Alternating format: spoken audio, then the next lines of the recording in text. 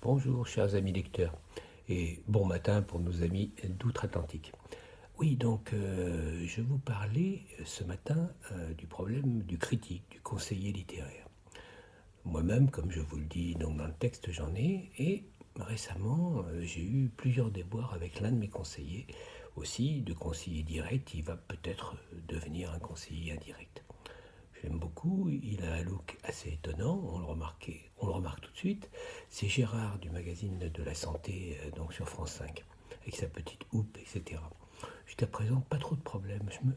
Je me fie à lui surtout sur l'univers des polars.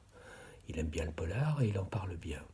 Et puis, une ou deux fois, ça a commencé à dériver. C'est-à-dire que j'ai acheté sur ses conseils des bouquins et j'ai remarqué que j'étais pas du tout d'accord et que ce que lui trouvait être un bouquin génial, pour moi était rasoir, un univers dans lequel je ne rentrais pas du tout, etc.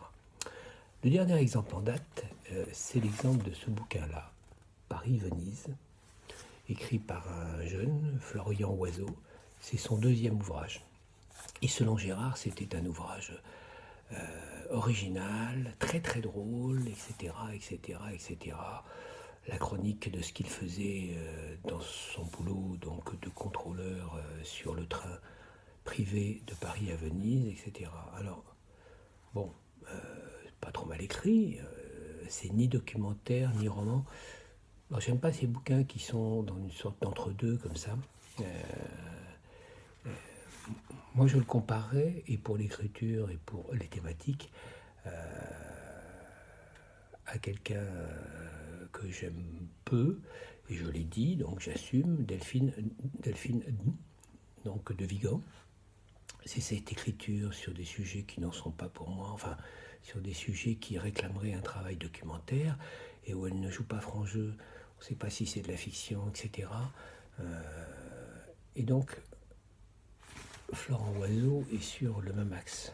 Alors, pour vous dire l'ampleur des vannes et le sommet du comique que nous promet Gérard, à un moment, il y a un client qui lui dit « Et pourquoi le train est arrêté ?» Et lui, il répond « On vient de crever, on change la roue et on repart. » Ouaf, ouaf, ouaf, ouaf. Un peu plus loin, quelqu'un lui demande « Bah alors, tu rentres d'Italie ?»« Ouais. Et tu ne m'as même pas ramené de chorizo ?» Voilà, voilà, voilà. Donc voilà, merci Gérard. C'est pas très cher, donc je ne regrette pas, c'est assez rapide à lire, mais désormais je serai méfiant, et peut-être que dans une ou deux fois, tu vas devenir mon contre-conseiller, ce qui est bien aussi, et qui est tout aussi bénéfique que le conseiller direct. Donc voilà, ce que je vous conseille, c'est ça.